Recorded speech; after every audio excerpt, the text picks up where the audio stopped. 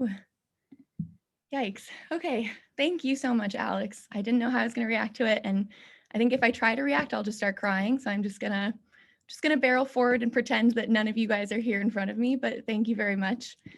Okay. So without further ado, I'm going to talk to you all about my thesis today. And I'm going to talk about two of my absolute favorite things, and that's sulfur isotopes and somehow Instagram. In my second or third year, one of my friends, Hao, told me in the hallway in this kind of passing remark that I was a professional Instagrammer from running this Women Doing Science page. And that comment has kind of haunted me throughout my thesis, but I think it's actually quite apt. So I'm excited to show you guys the results from that project. But I'm also excited to show you the results from my very favorite isotope system, which is sulfur. So the first part of this talk is going to be about 2 of the 4 chapters of my thesis. As Alex mentioned, we're not going to talk about chapter 1, which is Mono Lake, which I've had a love-hate relationship with throughout my entire PhD. So I'm just going to talk to you guys about the chapters that focus on organic sulfur instead. And that's because organic sulfur has been something that's really been overlooked in the sulfur world. And so I'm really excited to show you a lot of different exciting applications of it, including measuring the isotopes of cysteine and methionine, which was a hard journey, as you'll see, and a slightly easier journey, which was measuring the sulfur isotopes of DOM. Then we're going to switch to my professional Instagram status in social media, and we're going to look at a case study of the Women Doing Science Instagram page that I started back in 2018. So we're going to dive straight into sulfur isotopes. And if the phrase sulfur isotope scares you, don't worry, it scared me too when I first came here, but you will be a sulfur isotope expert in about 4 minutes. You've actually probably all seen sulfur isotopes before on the periodic table without even realizing it. So this is what sulfur looks like in the periodic table. Its atomic number is 16, so it has 16 protons, and it nominally has 16 neutrons. And so its mass should be 32. But its mass isn't exactly 32. And that's because only 95% of sulfur atoms have 16 neutrons. The other 5% have 1, 2, or even 4 extra neutrons. And it's these contributions from these heavy sulfur isotopes that drag the average mass of sulfur on the periodic table from 32 to 32.065. And it's this part, this 0.065, that I've basically spent the last 6 years of my life looking at in the basement of Caltech's labs. So I'm really excited to show you those details. Now, when we look at it in basement labs here, we don't look at it at this scale, looking at individual atoms. Instead, we take compounds that contain sulfur and create a gas called SO2.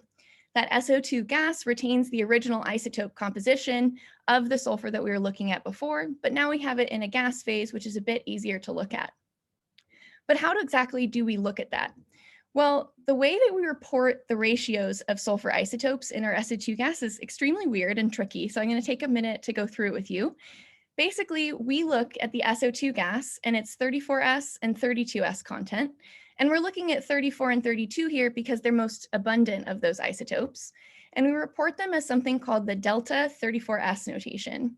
And that's roughly equal to the amount of the 34S isotope versus the 32S isotope in the sample that you're measuring versus a sort of universal standard. And the reason that we use a standard like that is because you can compare the values a lot easier. So if I measure it here and someone measures it at another university, we know that we can think about our numbers together. The problem is that these are really, really small deviations from this standard. And so we basically take everything on this side of the equation and we multiply it by 1,000 so that the numbers are both easier to look at and easier to talk about. And that's why delta 34S is written in this form called a per mil notation, which is analogous to percent, but instead of 100, it's divided by 1,000. So it's all a little bit complicated, but the main things you need to remember are that when you have a higher delta 34S value, you have more of the heavier sulfur isotope, the 34S, than your standard does. And we're going to colloquially call this something like heavy, or we'll call it 34S enriched. Now, if you have a lower delta 34S value, that means you have more of the lighter isotope, the 32S isotope in your sample than your standard. And so we call that light or depleted. And this kind of hints at the fact that sulfur isotope values themselves aren't really that meaningful by themselves because they're anchored to this kind of arbitrary standard. The real power in isotope systems, including sulfur, is that you can use them as a comparison metric. So how does one sample differ from the other? And you're going to see that a couple of times in action, hopefully, later today in this talk. the first question you might have is, well, what is it that you get in order to get these delta 34S ratios? And in order to actually get the delta 34S ratios of SO2, you have to use a mass spectrometer. And more specifically, you have to use something called an elemental analyzer isotope ratio mass spectrometer, which isn't even the worst sounding mass spectrometer out there, I promise. And it's a mass spec that I've become really intimately familiar with during my PhD, so I'm going to walk you through how it works. The first component is something called a reactor.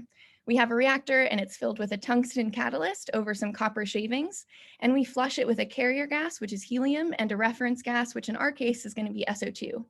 Now that reactor is heated really hot. It's something like 1200 to 1600 degrees Celsius. So when you introduce your sample with a pulse of oxygen, you cause combustion. Now your organic matter that you combust, which is full of carbon, hydrogen, oxygen, and nitrogen, that means that you're going to create a mixture of gases in that combustion like CO2, N2, SO2, which we want, and also water. Now the water poses a problem, so we're just going to get rid of that with a simple water trap. And we're left with a mixture of gases of nitrogen, carbon, and sulfur. The problem is that we want to measure their isotopes separately. So we're going to use something called a GC, or a gas chromatography system, that's usually set at around 50 degrees C to get those gases to separate. This gas mixture basically gets separated by size and polarity. So first comes N2, then comes CO2, and then finally you get SO2. But it kind of comes out in this really horrible looking peak. It is really sticky because it's so polar, so it doesn't actually want to let go of that GC column, and so it comes out in this sort of mess of a diffused peak. And the consequences of this really poor peak shape manifest in how much sample you need to get a good sulfur isotope measurement. Traditional systems require something like 30 to 70 micrograms of sulfur, which is really not compatible with my interests of using this system to measure organic sulfur, because organic compounds exist in the environment at really low concentrations.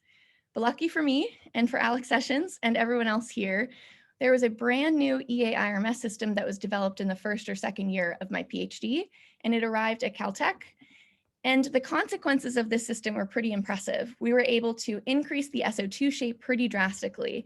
And the engineering behind this is basically twofold. The first thing that it does is that it allows you to drop your carrier gas flow rate. So if you set it at something like 15 mils per minute instead of 100, the SO2 that comes out is much more concentrated when it goes to the IRMS. The second thing is that you can raise the temperature of the GC column.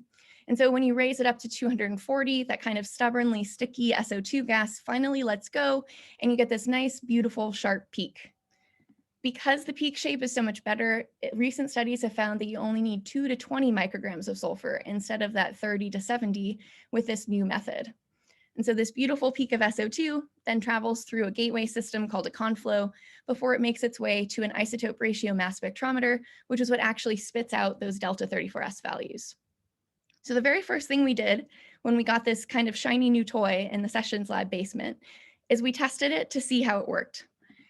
And here's where the results were automatically pretty satisfying, because we found that we were able to beat that previous study. Instead of measuring 2 to 20 micrograms, I'm going to show you results from about 1 to 10 micrograms of sulfur.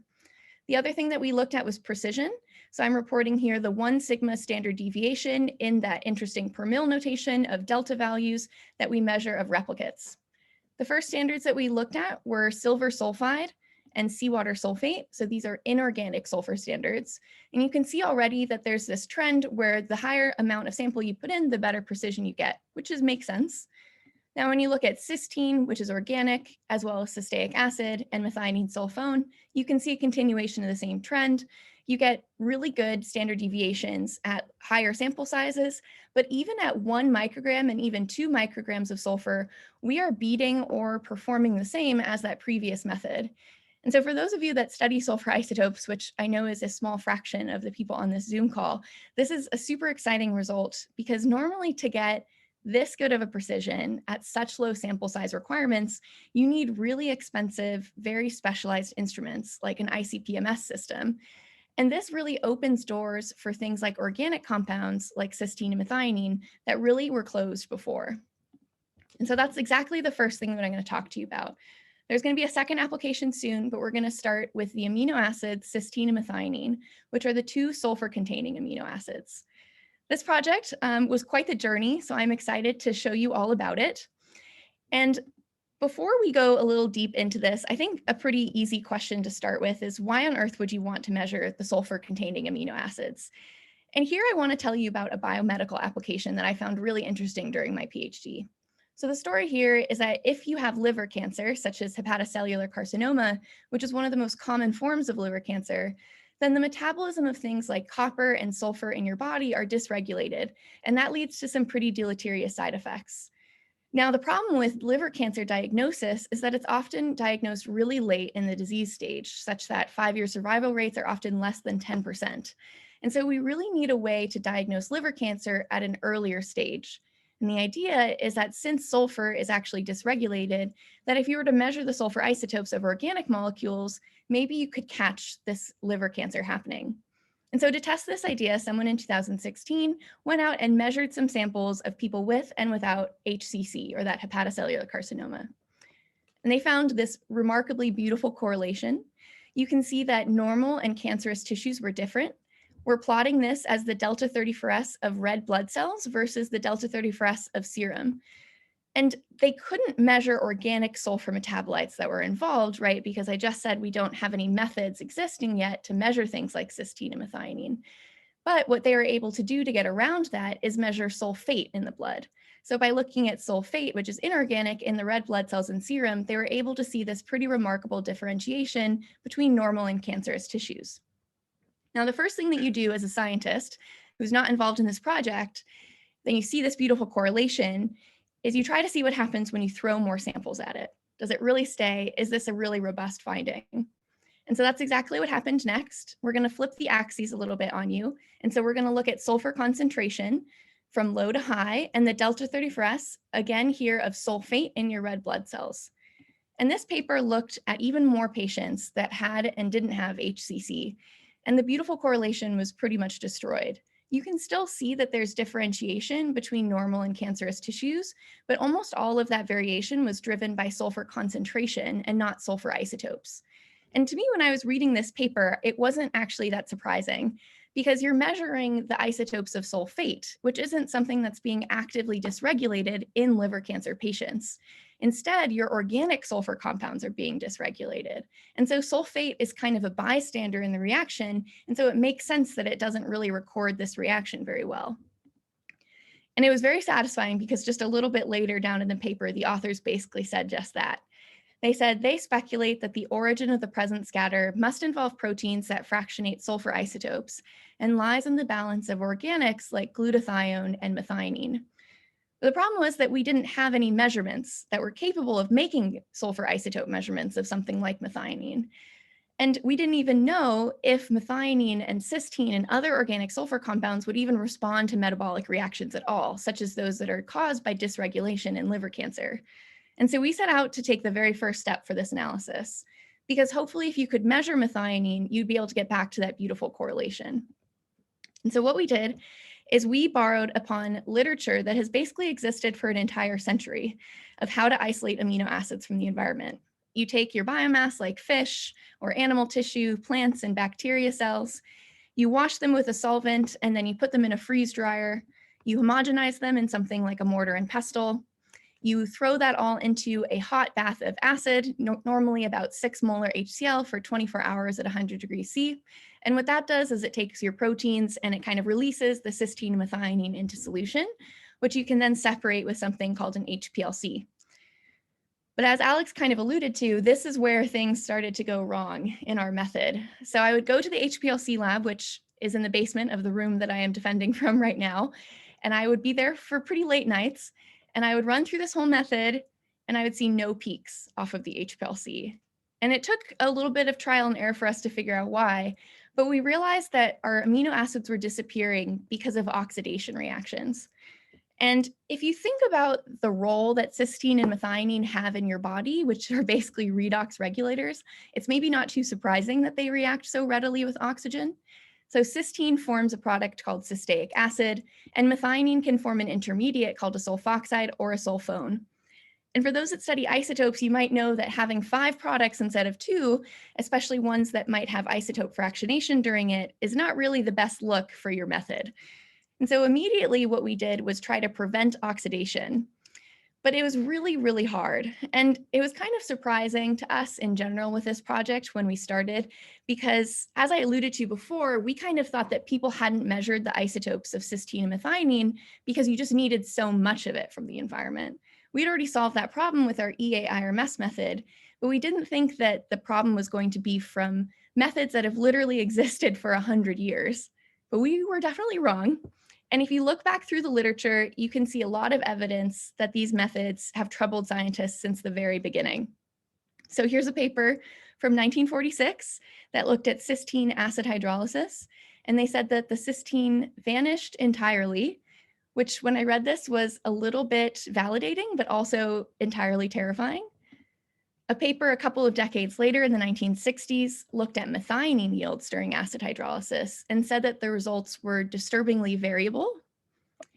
And finally, even though we're on this side of the century, there was a paper in 2012 that was actually titled "The Challenges of Quantifying Cysteine and Methionine" and called it the most challenging analytical task, which was a bit of a yikes moment a couple of years into my PhD.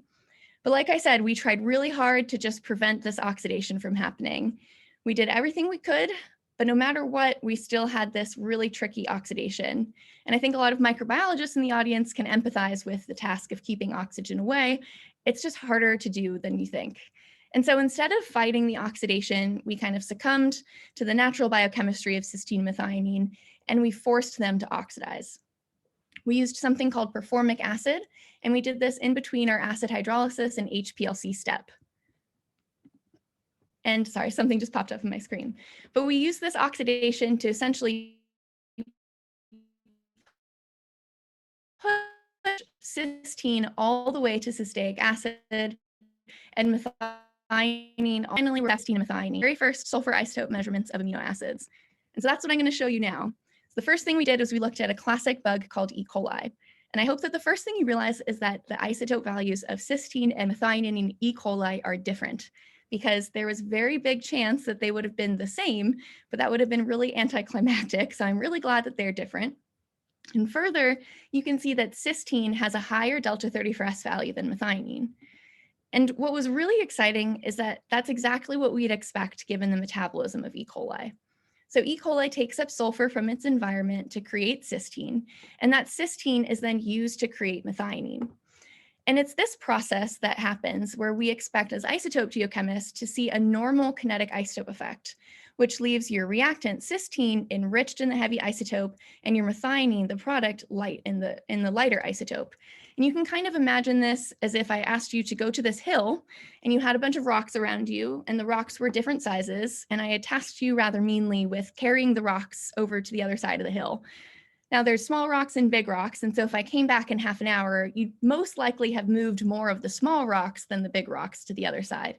And that's exactly how an enzyme works. It's just a little bit faster, just a little bit more favorable to move these sorts of reactions forward with a 32S isotope over the 34. And that's why your methionine has more of that 32, because it's on that other side of our metaphorical hill. Now, the best way to test this more explicitly is to go to an organism that has a different metabolism and see if it responds. So we looked at fish, because fish and other higher organisms like ourselves don't make all of our amino acids from scratch like E. coli does.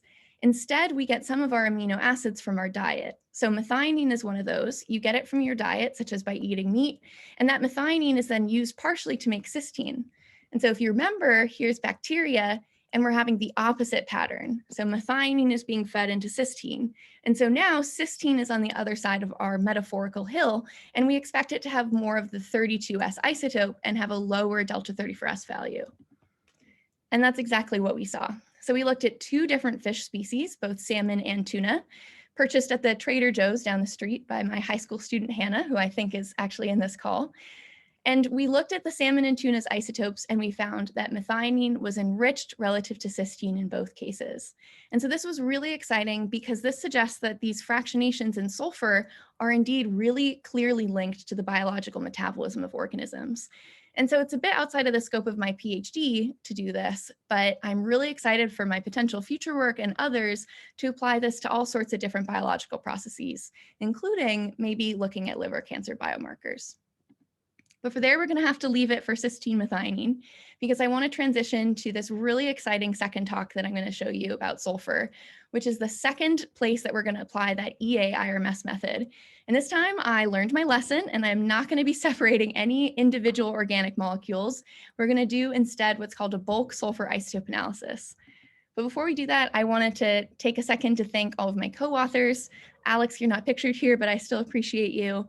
This project was done during the pandemic almost entirely. I went to Bermuda and Hawaii, but most of the samples came from these really wonderful people at the Scripps Institute of Oceanography at the University of Oldenburg here at Caltech. And then I have another high school student this year who's been helping with this project. So thank you all very much.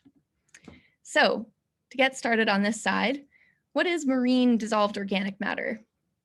Well, it's kind of exactly what it sounds like. It's organic matter that's in the ocean that's small enough to be dissolved. It's in pretty low concentration, but because the ocean is so massive, it ends up being a really big inventory of carbon that helps set things like biology and global climate. So this review from 2015, I think, puts it really well. The deep oceans contain as much carbon in the form of DOM as the planet's atmosphere contains in the form of CO2. It was likely a major player in global climate over geological timescales. Evidence suggests that sequestering DOC in the deep ocean may have helped bring the planet back from past warming episodes, such as the one that we're experiencing today. And the reason that people care so much about DOC for both past and potentially future warming is because DOC in the ocean can live for a really long time.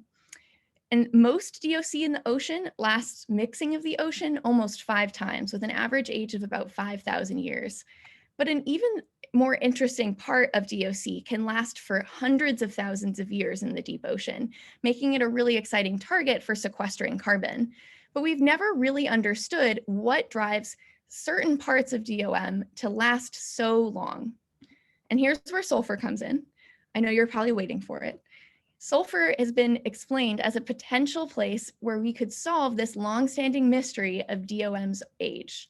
And that's because when you have dissolved organic carbon compounds like this in sediments, you can have sulfur addition by bisulfide ions that attack something like a double bond and create new covalent CS bonds. The idea here is that these new covalent CS bonds that are made, they protect the organic matter from microbial degradation, which means that it's likely to stick around for a very long time. And this is something that we've documented in the sediments many times. Now, the idea is that if you have a benthic flux from sediments to the deep ocean in places where this reaction occurs, which are anoxic sediments, then you would have a lot of flux of compounds like this, which we've already calculated to be true. Now, if sulfurization is also happening, you should see a flux of these sulfurized compounds too, and it's these compounds that we expect would be so old and potentially solve this radiocarbon age question. And so to think about this in a slightly more visual way and through the lens of sulfur rather than carbon, we're going to take a step back and look at the marine sulfur cycle. I'm going to show you a couple of really fun watercolors here in a second that were done by my friend and colleague Usha Lingappa. Before we get there though, this is probably the view of the sulfur cycle that most people think of.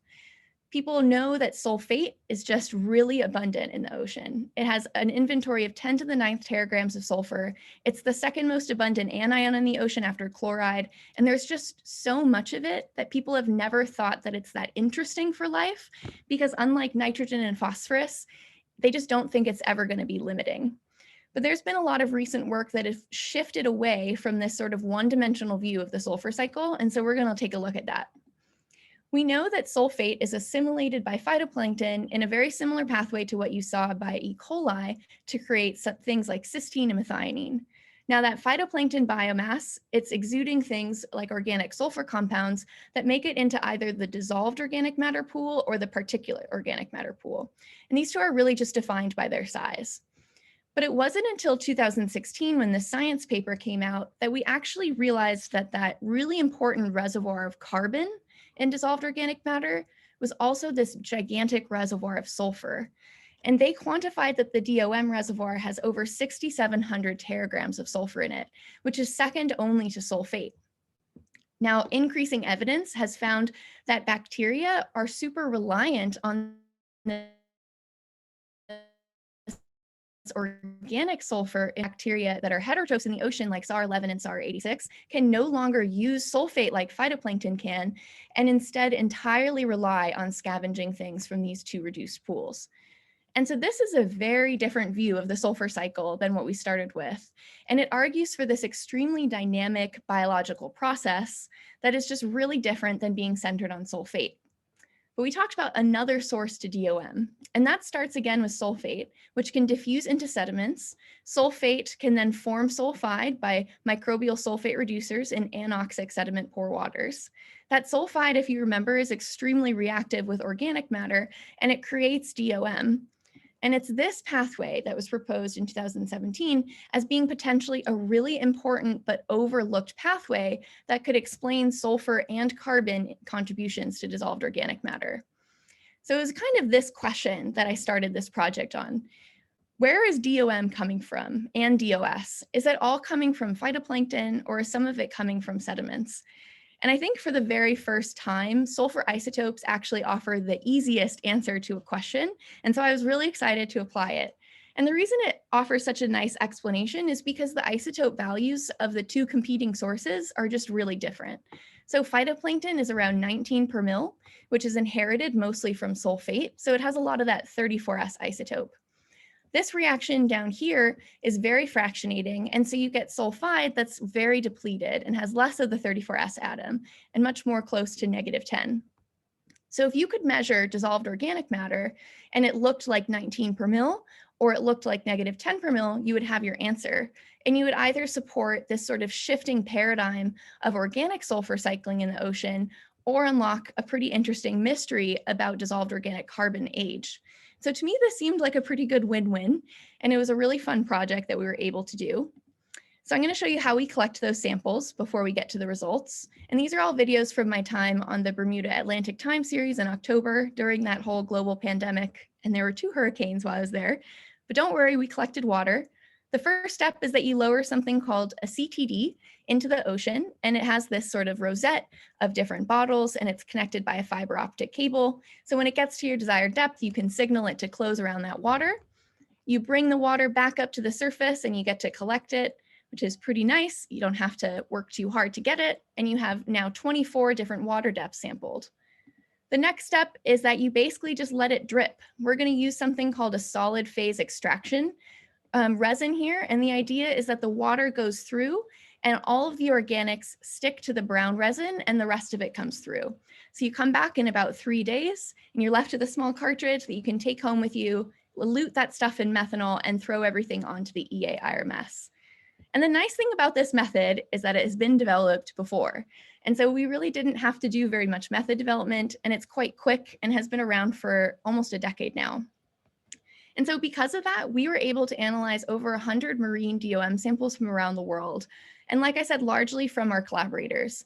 I collected some samples in the North Atlantic Gyre from the Bermuda time series. We also went to Hawaii, as you saw with my wonderful field assistant, who helped me get some samples from the North Pacific Gyre.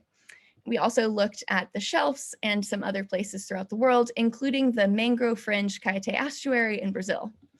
One really interesting set of samples from our collaborators comes from sediments, which is really great because we know that these 2 locations in the North Sea and that mangrove estuary are home to these anoxic sediments that sulfurization reactions are really rampant in. And that was a really helpful point of comparison.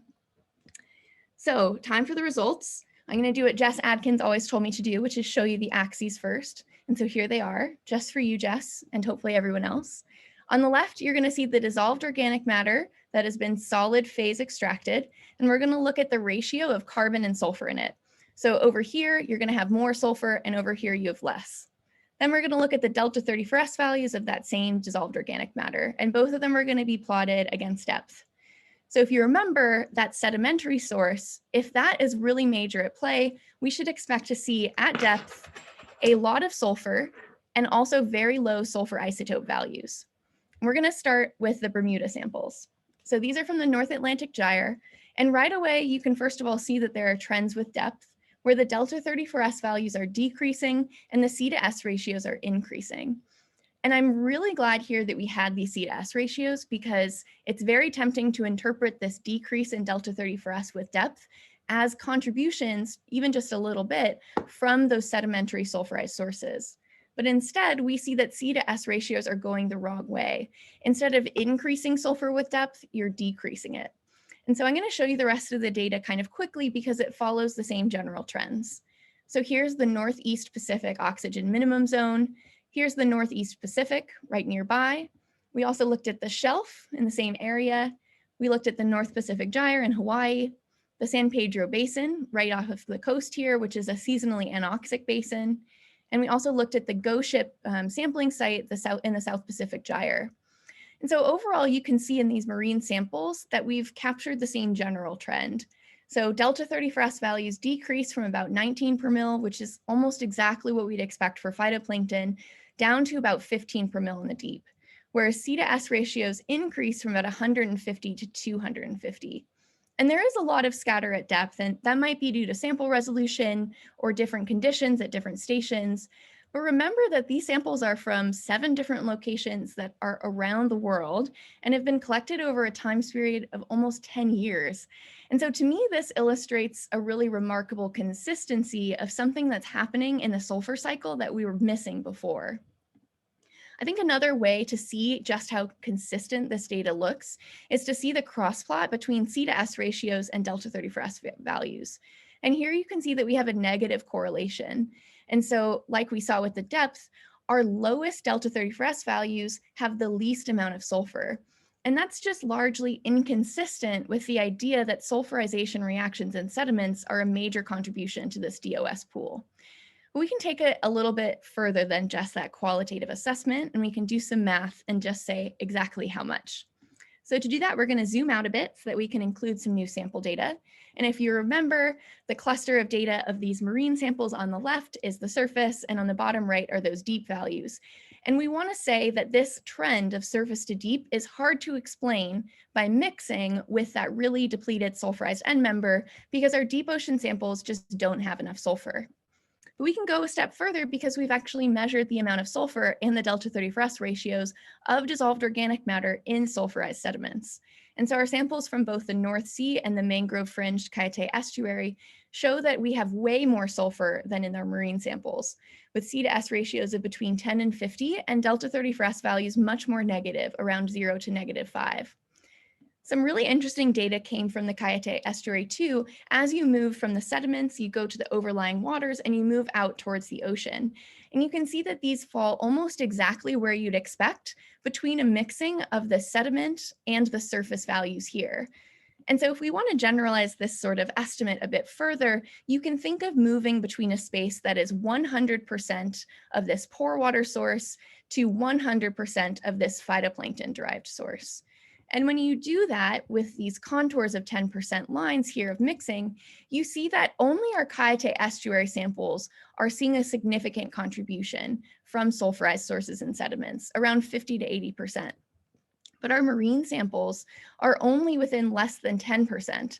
And it's just not really that realistic that our values that are falling outside of this area that could be mixed are going to be explained by this sort of process. We have to invoke something different to explain this trend with depth.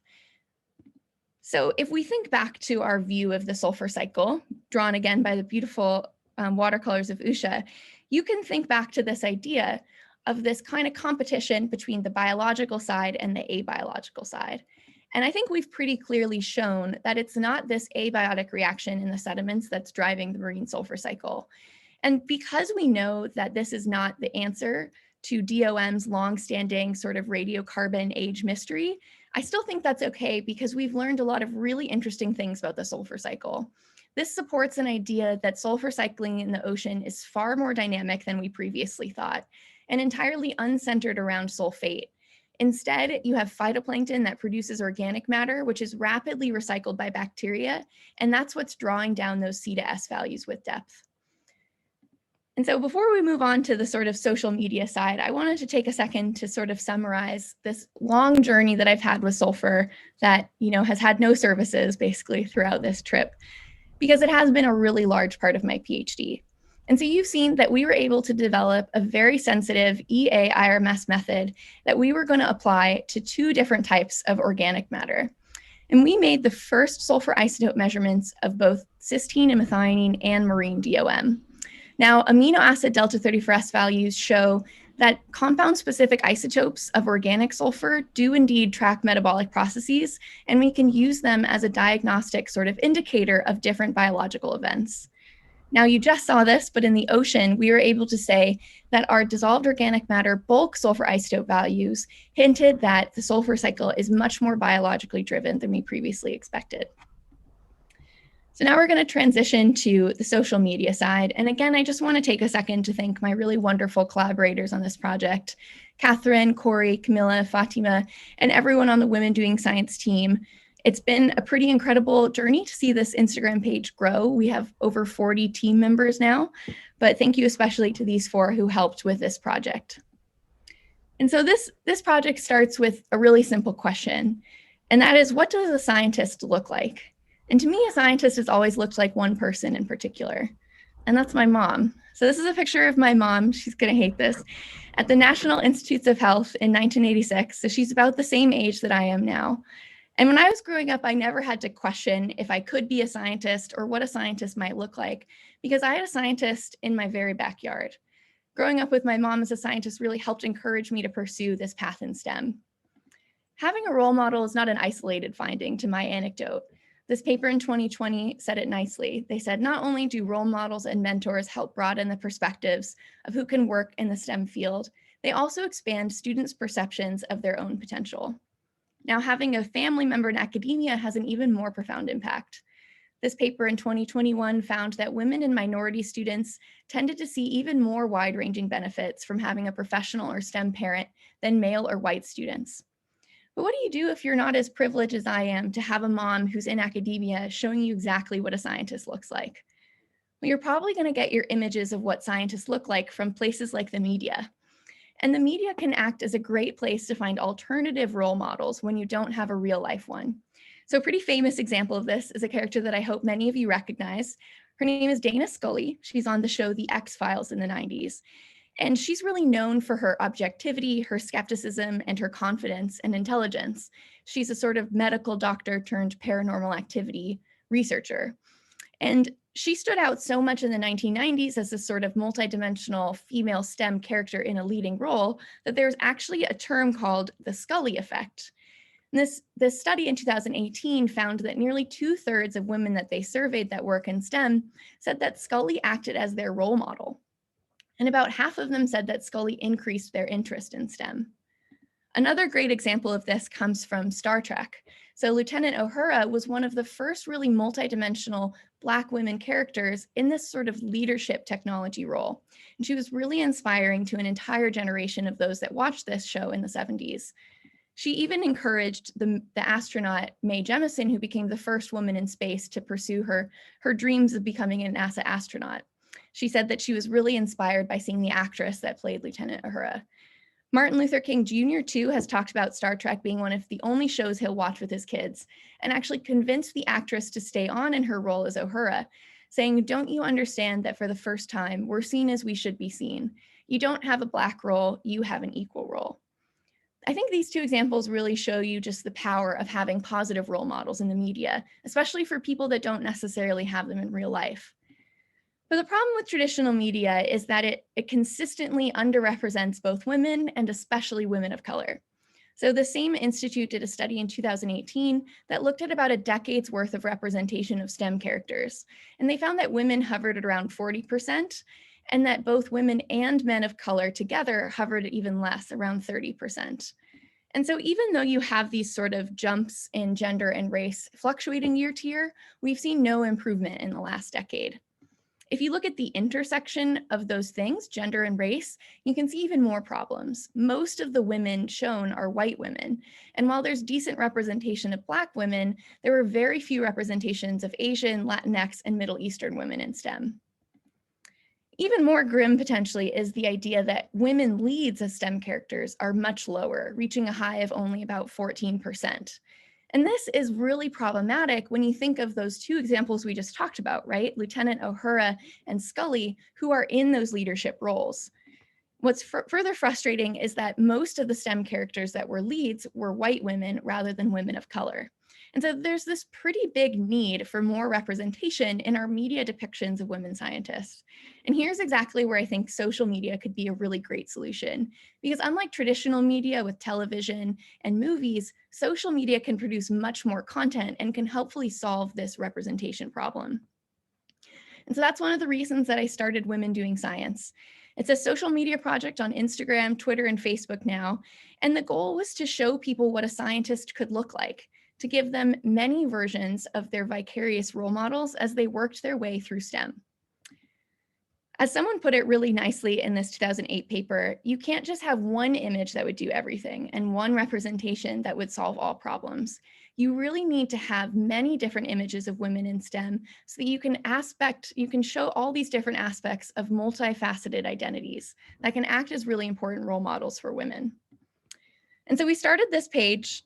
I think I started it in my kitchen in 2018. It was a Saturday. And I started it by just posting a picture of myself and a description of my research out sampling at Mono Lake. And then the next time we had a post, I asked my friend Michaela, do you have any pictures of you doing field work? And she sent me another picture of her collecting some samples also at a salty lake. And I was really into them because they're kind of showing this action shot, right? This is what scientists actually look like. A couple of months later, or just maybe a couple of weeks, we had our first bilingual post where the caption appeared in both English and Brazilian Portuguese. And it was honestly kind of an accident because I reached out to Camila because I saw her on Instagram and I was practicing my Portuguese with her and somehow tricked her into thinking I was fluent. And she sent me a very long email in only Portuguese. We ended up getting a new email in English, but decided to use it as an opportunity to have both an English and second language post. Pretty soon after that, I bothered my roommate or office mate, Grace, to do our first post in Spanish, and she's actually stayed on as our Spanish translator. Further, I kept bothering people at Caltech, and Guanan was our first Mandarin post, and she's still on the team as well doing Mandarin translations. We had our first team member join in October, and that's Dr. Corey Grayson, who helps run the diversity lead side of the Women Doing Science team. And we soon expanded to Twitter, first by Roxana and now by Camilla, and it's been a really incredible process to see this page grow. Since 2018, when we started this project, or I started this project in my tiny kitchen, we featured over 700 different women to a growing audience of over 100,000 people. And we've really strived to show many different versions of what it looks like to be a scientist or engineer in STEM. I saw this as a really great opportunity to do some research and ask ourselves a couple of questions about this project, because role models are really important for women in STEM. And can social media actually fill this void that we thought? So the very first question to ask is, does Women Doing Science actually show diverse role models? And if it does this actually impact our audience? We collected data in a couple of different ways. We asked everyone we had featured about their field of study, their age, race, etc. We were able to pull the number of likes and the number of views from every Instagram post, and we normalized them by each other. So you're going to see engagement data as likes divided by views. We also looked at the captions. We were able to use some AI software to categorize the content of different themes, such as mentorship, outreach, or just science, as well as the language of each caption. Finally, we asked our audience, why do you follow Women Doing Science, and what is it that makes you engage with our posts?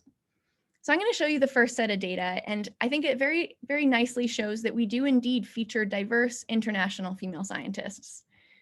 Most of the scientists we feature are from the US, but we have a really good representation, especially in places like Latin America, Southeast Asia, and Europe for women around the world. And I think that this is also clear in the language diversity. We featured over 30 different languages, with Spanish being our most popular.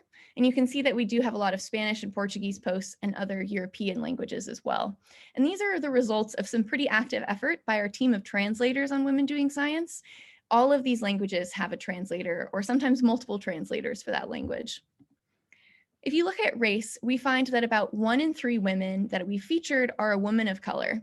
So we asked featured scientists if they identify as a Black and Indigenous woman of color, or as a woman of color, as both, or as neither. And these results were really exciting to our diversity team and myself, because it is also the result of some pretty active effort of really targeted recruitment to make sure that we're showing racial diversity. Now, the problem is that there aren't global racial categories, so I can't tell you that this is better than this sort of metric to sort of prove to you that we are doing a good job at this. So the best thing that we could think of was to ask our respondents from the United States to give us their identities based on US Census categories. And because we have a lot of people from the United States, we had good statistical power here. And so what you'll find is that women doing science features systematically overrepresent traditionally underrepresented groups in STEM, such as Hispanic and Latinx folks, Black and African American women, and American Indian and Alaskan Native. And so this was really exciting because it shows that we do indeed feature racially diverse international scientists. And I think that the reason that we're able to do this is because we feature largely graduate students. And I know that this might seem like a strange choice for trying to show role models, but graduate students represent a really great compromise between being inspirational enough for younger women, but not being so successful that their success seems unattainable. And so about 70% of our posts feature graduate students. And this allows us to feature a really diverse workforce, because folks like Black and Indigenous women of color are more likely to be represented in the graduate pool because of the problems that we've had with the leaky pipeline and not having as much representation at higher levels. And so this is a pretty deliberate choice for us to be able to feature racially diverse international scientists. One really interesting thing that we found is that our caption differs a lot by the racial identity of the women featured. So Black and Indigenous women of color and women of color are much more likely than non-women of color to mention science. They're just science, that is. They're more likely to mention themes of outreach, mentoring, STEM identity, and racial and ethnic identities.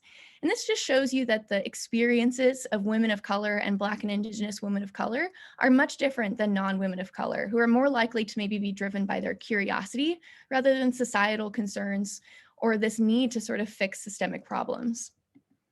And I think that that's really helpful to see in the captions for people that need to engage with those posts. Now, speaking of engagement, we really wanted to look at this idea of, okay, well, we have this racially diverse group of posts from around the world. What does the audience reward? And we found that the audience rewards these diverse posts in a couple of different ways. So if you look at the race of the featured scientists, we find that Black and Indigenous women of color's posts outperform those of non-women of color. And here's that normalized engagement metric again. A different way to look at this, which had slightly more significant findings, we're looking at the bottom, middle, and top percentiles of posts in engagement.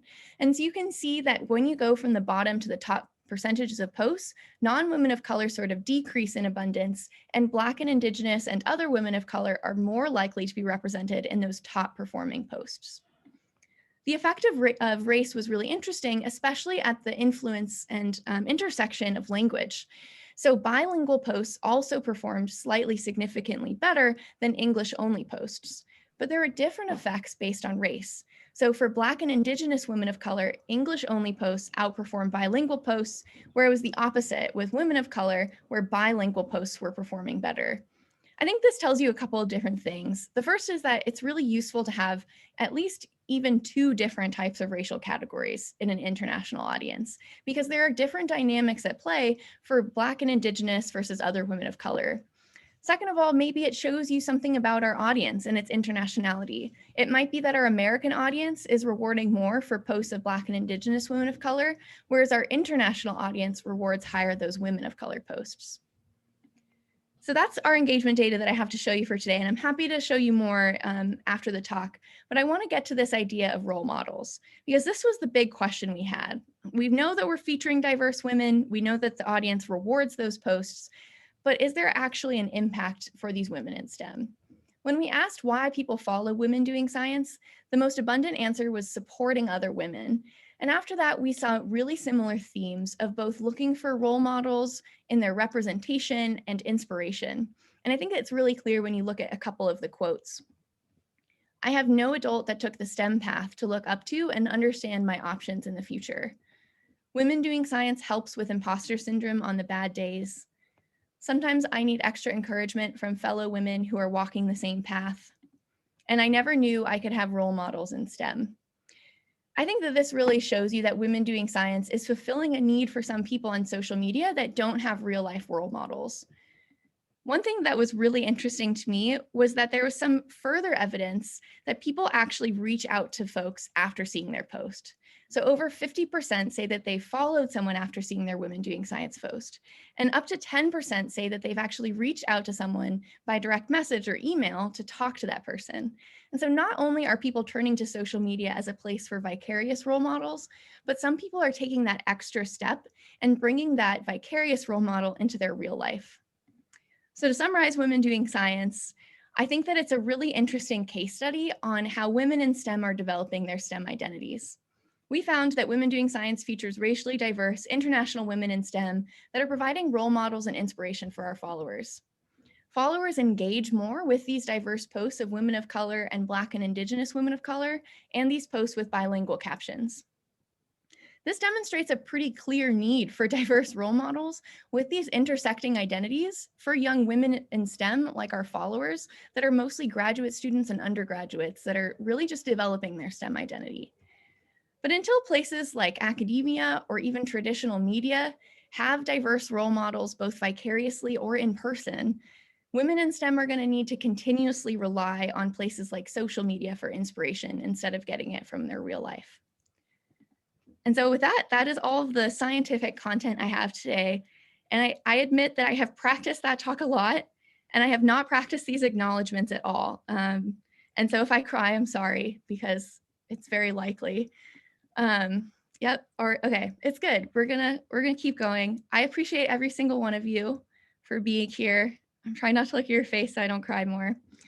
I'm gonna start with my advisor, Alex Sessions. I know that we've had a rocky relationship, especially in the beginning of my PhD, but I really appreciate how you've always pushed me to be a better scientist. You're very much like a dorky dad, following me around with squirt guns, acting concerned at the fake JPL visits. I think this might be my favorite picture, taking us to a Dodgers game and buying us hot dogs. It's been a really fun time having you as my advisor. Thank you so much. There are so many people here at Caltech that have helped me become where I am today. Woody, thank you for being so fun in the field and just showing me that it's okay to be outside and get excited by things that are bright orange in the mud. Dave, I don't know if you're here, but Dave was my undergraduate advisor, and he really helped me understand that I could be a scientist. So thank you to Dave and all my other undergraduate teachers and high school teachers. Larry, you made Mono Lake so much more fun than it could have been. We were out there in the hail so often, and the sun and the rain, and you were such a bright spot. Other people on my committee, I mean, Jared, John, Jess, Julie, you guys have all been amazing. George, I can't thank you all enough. Liz, you've been just the most wonderful alternative mentor for me as well, and really helping me pursue all of my outreach goals. Fenfong, I mean, I don't think that my PhD would have existed without you, because the mass spec broke every time I touched it. So yeah, thank you for fixing it and showing me how to fix it. To all my friends in graduate school, I couldn't have done this without you. I don't have enough pictures with you. Michaela, I only have a picture of me with your cat. I don't have a picture with you, but I love all of you guys. Thank you so much for making all the time in the lab and outside of the lab just so much more enjoyable, and for helping me through the tough times and celebrating all of the good ones. To all my other friends that are here from high school, from college, from everywhere, thank you so much for supporting me. The best part about having a virtual defense is that so many of you can be in this Zoom room with me. I appreciate every single one of you, and I miss you, and I can't wait to give you a hug. To my family, who are all cuddled up together, I think on one hotel bed a few blocks away, thank you for being here in person and virtually. I love you all so much. This is one of my favorite pictures of my mom right here. She actually would visit me a lot during my PhD, buy me coffee, and then study at a different table. So thank you, Mom, for all of the coffee. Thank you, Dad, for all the wine. Thank you to Ben and Blair for everything, and Tom and Sherry and Andrew. You guys know the names. It's okay. I have to thank my cat. Tuna is the best thing that's happened to me in a long time. I love her so much. She's probably really upset that I'm not home right now to let her off on the balcony, which is her favorite place. And then finally, I want to thank my fiance, who I love very much. And I think people think you're really serious, and you're really just not serious at all. So I want to show people some photographic evidence of that. Thank you so much for coming into the lab at 2 in.the.morning to help me acid wash things. Thank you for coming with me to Hawaii and being the best field assistant. Thank you for everything. That's it. That's all I've got. Thank you guys so much.